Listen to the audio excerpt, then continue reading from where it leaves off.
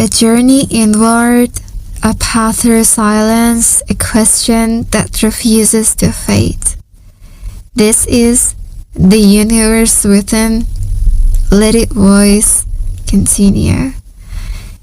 And I'm your guide through these words. Welcome to my literary course, the second episode, a sanctuary for the spoken word.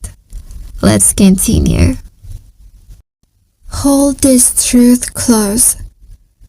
Hope, when braided with a steadfast effort, outlasts any brilliance left undisciplined. If a calling stirs within you with unmistakable gravity, the hour to move has already arrived. Release your grip on the illusion of timing. Carry your past failures like lanterns, not as burdens, but as quiet guides. To idle talk, grow on seeing. To doubt, grow on hearing. Move forward with your full weight. Fall, rise, persist, and learn to savor the resistance. Let your singular devotion separate you from the ordinary. Once, only once, swim against the current. In time, you will stand upon the ridge of your deepest longing and plant a flag that could belong to no one else. The Creator shaped the human mind to stretch toward its farthest vision and placed within it the capacity to arrive. How fully we claim this endowment remains our choice. His mercy descends without measure.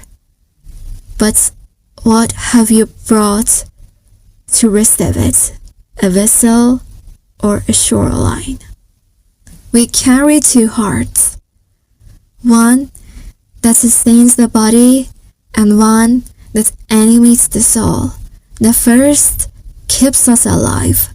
The second teaches us how to live. That second pulse is a force entrusted to every human being, beyond intellect, beyond aptitude, beyond circumstance. What it asks of you is attentiveness and the humility to gather wisdom through experience. Let each step refine your understanding. Remain alert, remain alive. What you require will meet you along the way. With patience, illuminate the inner chambers, one by one, and continue. Why then so many falter? First, dispersion of attention. To linger in the past erodes the future. To dwell solely in tomorrow impoverishes today. Excessive imagining dulls resolve, for the mind mistakes vision for completion. From the same gaze toward the future, fear arises, fear of uneven ground and distant heights. Remember this. Had every climber calculated each foothold in advance, no summit would bear a human name. Second, the seduction of shortcuts. Do not squander your strength seeking easier passage. Many imagine success as an encrypted secret, guarded by a fortune fear. So they ask, what is the secret? Listen closely to those who have endured. Beneath their varied stories runs a shared discipline, a common cadence of persistence. We will learn its language in time. Third, rigid timetables. Growth obeys its own tempo. No seed yields fruit before its season. If you desire sweetness, cultivate patiently. Tend with care. Trust the rhythm. Know this, the patient grower is rewarded, not with a single harvest, but with an enduring orchard. Finally, the hunger for approval. To rely on it is to weaken your foundations. Others see through the lens of their own limits. Do not expect them to recognize a vision that has not been entrusted to them. You will encounter both resistance and applause. Neither defines you. Do not wither beneath dismissal, nor anchor yourself in fleeting praise. Grow through refusal. Draw breath of encouragement and continue. To arrive where you're meant to be, you must stop moving along time and begin moving through it, across its surface and into its depth. Abandon the illusion of a linear path. Stand instead at the center of your intention, where meaning radiates in all directions. To move across is to cultivate attention. It's to study the grain of your days, to examine each challenge from shifting angles. With every change in perspective, a hidden insight reveals itself. Commit, therefore, to being your most honest self today. Life is not shaped by grand moments, but by the quiet accumulation of ordinary ones. Treat each hour as irreplaceable because it is. Work as the master painter does, knowing the masterpiece is not a single stroke, but the reverence brought to every stroke. The devotion to detail is what will set your journey apart.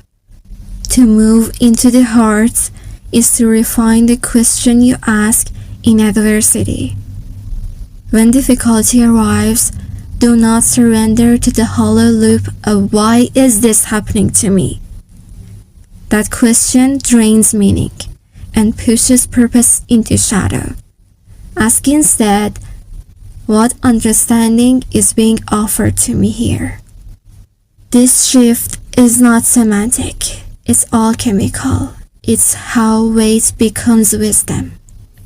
Every circumstance is a step upward, but only for those willing to learn from it.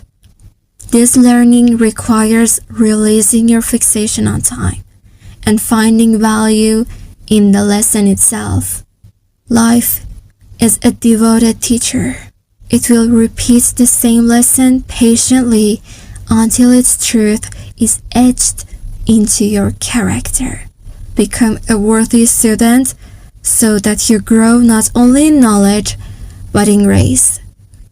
The divine understands the architecture of your soul. Trust this. If a longing has been carved into your heart, it's because you were always capable of carrying its burden and uncovering its light.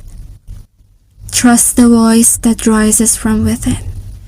It's the purest signal you will ever receive, a frequency tuned solely to you. And yet, paradoxically, because it speaks from inside, we so often miss it, distracted by the noise of the world. Do not wait for silence to arrive. It never will. There will always be voices, some sweet in tone, but corrosive in intent, pulling you toward doubt and division. Learn instead the wisdom of the chrysalis. The caterpillar does not demand that the word fall silent. It withdraws. It builds a sanctuary of quiet, And within that chosen stillness, transformation occurs. Turn your focus inward. Listen with your whole being. Trust that in the appointed moment you will emerge, not fragile, but winged.